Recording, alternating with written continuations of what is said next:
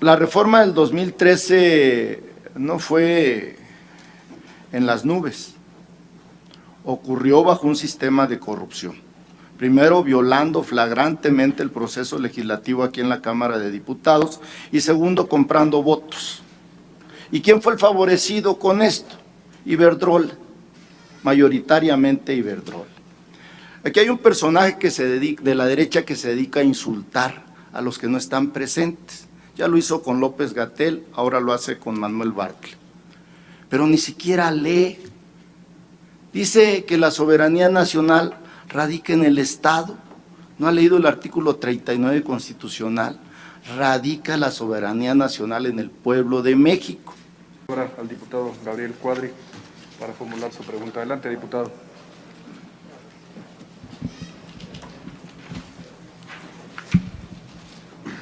Sí, gracias.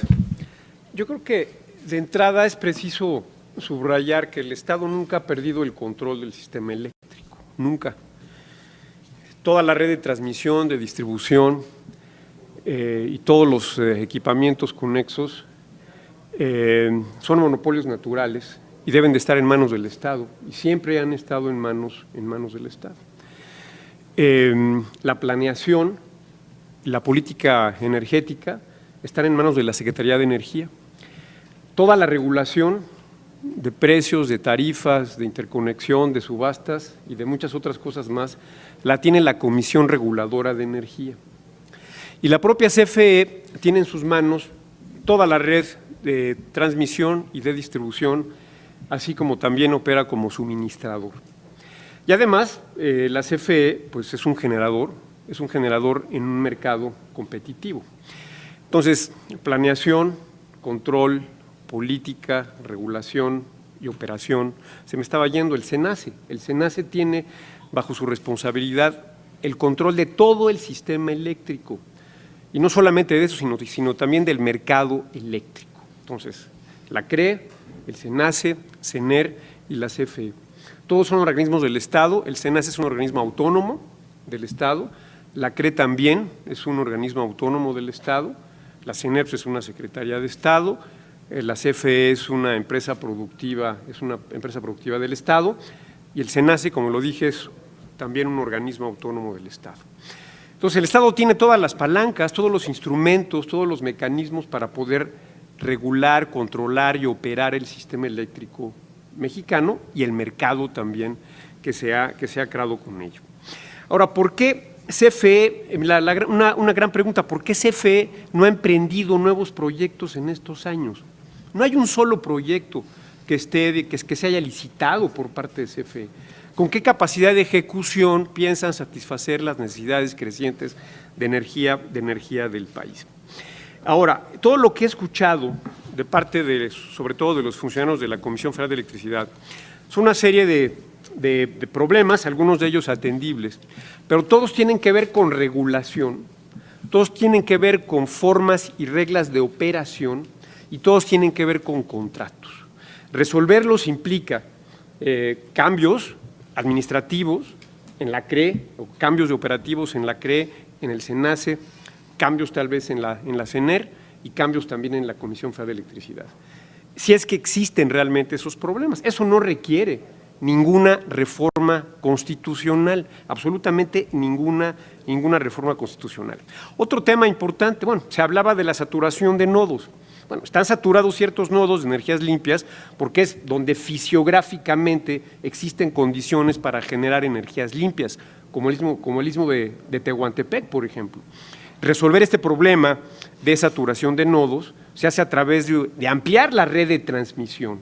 Y si hubo, digamos, un exceso en los permisos, esto se puede resolver a partir del funcionamiento de la propia CRE, de las decisiones de la CRE. Ahora,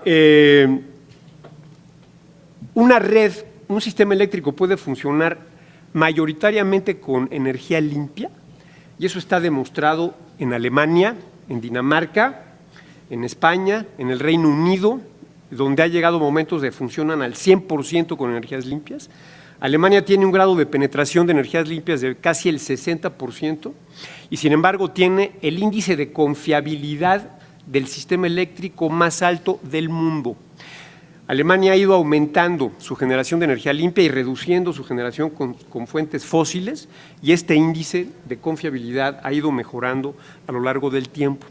Todo depende de que tengamos una red inteligente, de que tengamos una red eficiente, una red adecuada, que tengamos un sistema suficientemente amplio para compensar la intermitencia de las propias fuentes de energía limpia. Sí, son intermitentes, pero perdón, también la hidroeléctrica es intermitente. Y también las energías fósiles, cuando hay problemas de suministro de combustibles, también se vuelven intermitentes, ¿sí? Entonces, esto no es, digamos, un pretexto para cerrarle la puerta y bloquear el acceso de energías limpias privadas al sistema eléctrico nacional. Y esto, como lo digo, está demostrado con sistemas eléctricos que tienen una altísima penetración de energía limpia. Ahí está California también, que se me estaba yendo un poco. Señor secretario, una moción, por favor. No, perdón, estoy hablando. No, es que al diputado Nales sí le dijeron que ya debería terminar, lleva 2 minutos. Sí, diputado, es el mismo trato que pido estoy... que sea el mismo trato, no es que no se Todo le el mundo ha llamado la hablado atención. aquí el tiempo que ha querido, No es cierto, y yo no es me cierto. voy a callar no en es esta cierto, situación. No es cierto por eso. favor. Y Voy sí a se terminar. tiene que callar porque hay un término. Voy a terminar. Pero le Aquí pido el que problema pueda de fondo, si me concluir. permiten, que tiene el presidente López, es el combustóleo que generan las refinerías de Pemex. Refina más, se genera más combustóleo. Por cada barril de petróleo que se refina en México se produce 30% de combustóleo y no tiene dónde disponer de ello, y por eso lo quiere quemar en las centrales termoeléctricas de la Comisión Federal de Electricidad a costa de nuestra salud, del medio ambiente, de la calidad del aire y de emisiones de gases de efecto invernadero. Para terminar, simplemente decir, lo que hay detrás de esta contrarreforma es un poder, una ambición monopólica totalmente retrógrada, totalmente extemporánea, que está fuera de lugar en el mundo moderno, y también la decisión de darle todo el poder a Bartlett, el poder de fijar precios, decir quién genera, dónde genera, qué horas genera y cómo se consume la energía eléctrica. Todo el poder a Bartlett. Ese es el lema de la contrarreforma energética. Muchas gracias. Morales, adelante, Carlos. Sí, muchas gracias, diputado. De origen, el artículo 28 que habla sobre la planeación y el control del sistema eléctrico nacional, que el Estado exclusivamente es el que debe de tener esas funciones. Al establecerse la ley de la industria eléctrica tal cual, puso la transmisión y la distribución en manos de la Comisión Reguladora de Energía. No los tiene a control la Comisión Federal de Electricidad. Su planeación incluso viene dando un razonamiento y un camino donde nosotros establecemos cuáles son las necesidades, pero el SENACE también ve esas necesidades, luego pasa a la Secretaría de Energía y después instruyen a la Comisión Federal de Electricidad a que haga, que meta 100,000 millones de pesos en transmisión. Pero no te dan el presupuesto. Entonces, lo que se hace allí es poder producir esas mejoras a las redes de transmisión y de distribución con base a los recursos de Comisión Federal de Electricidad. Entonces, de un plumazo, modificaron que el Estado tenía la función exclusiva de la planeación y el control operativo del sistema eléctrico nacional. Nada de eso está así. ¿Por qué? Porque hicieron un entramado legal y regulatorio para favorecer otros temas que tienen ahí entre ellos. Quizá no me escucharon bien al principio, que les dije, este entramado es para proteger la simulación de sociedades de autoabastecimiento. En ninguna parte del mundo de un sistema eléctrico que haya, existe la figura del autoabastecimiento, tal como lo han seguido ustedes. Entonces, permitir a los PIEs tener excedentes para autoabasto y mercado, mientras por contrato el 100% de su potencia y su generación es de Comisión Federal de Electricidad. Incluso nosotros le proporcionamos a muchos de ellos el combustible. Entonces nada más maquilan el combustible a electricidad. Y eso, mediante esas argucias, tienen excedentes y ahora también tienen 3 tipos de negocios. Uno, que es el de Comisión Federal, otro, el de autoabastecimiento, y otro, a mercado. Entonces vamos a ver eso. Ahora, privilegiar el mercado y la rentabilidad sobre la confiabilidad del CEN es lo que están haciendo, no están haciendo otra cosa. El diseño marginal de despacho, que ya lo mencionó aquí el ingeniero Nevares, solamente sirve para maximizar utilidades de los generadores privados.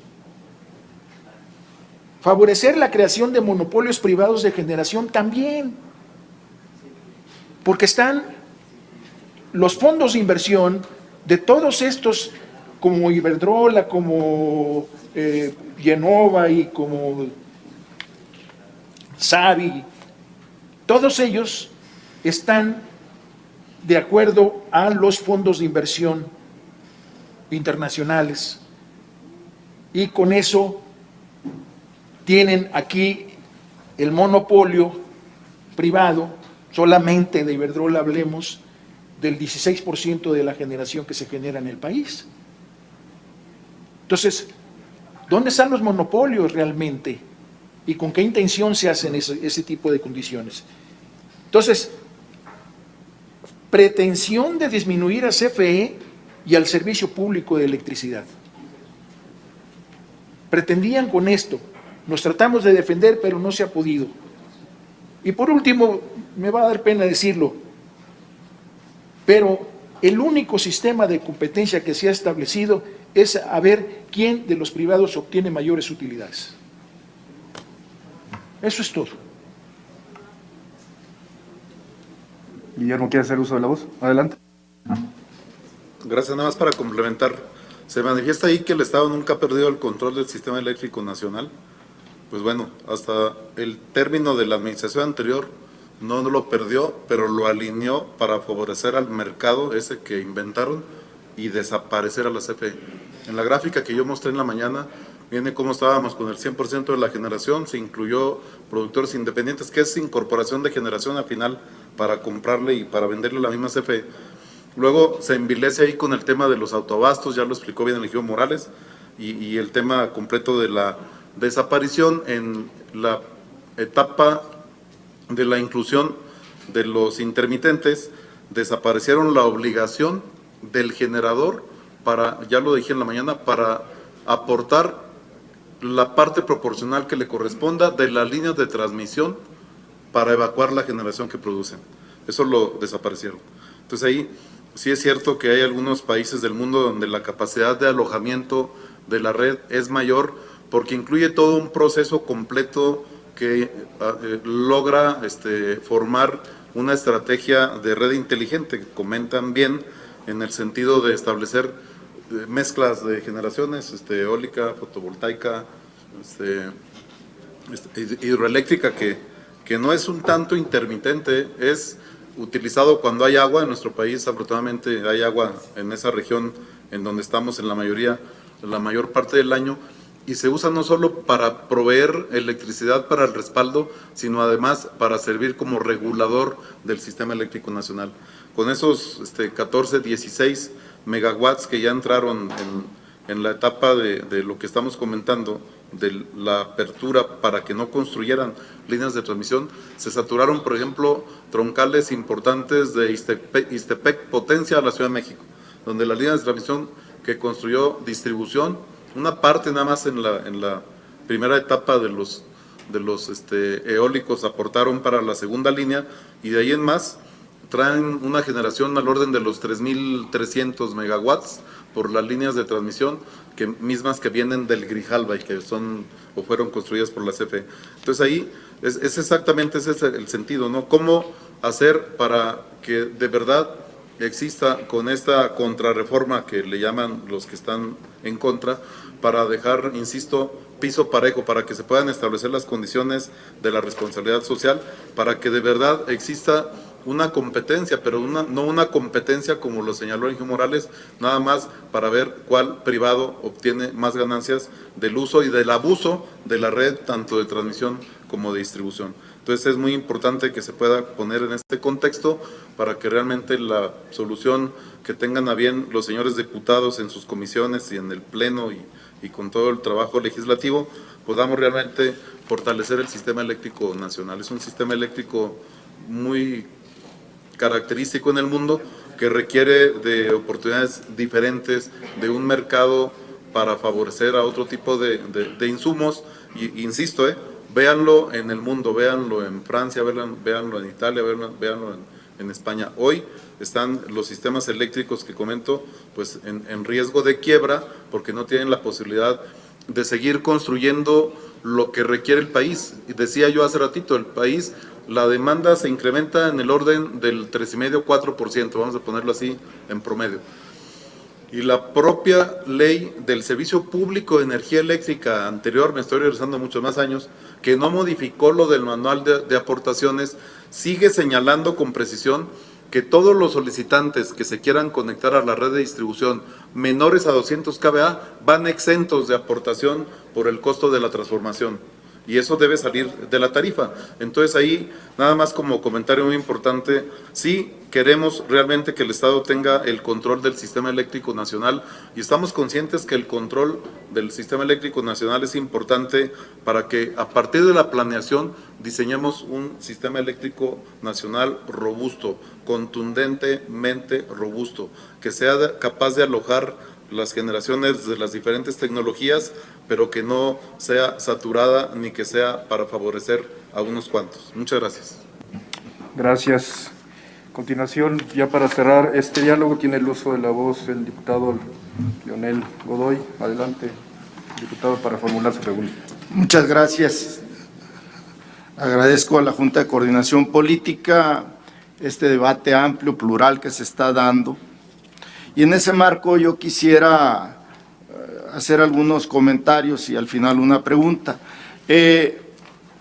La reforma del 2013 no fue en las nubes, ocurrió bajo un sistema de corrupción.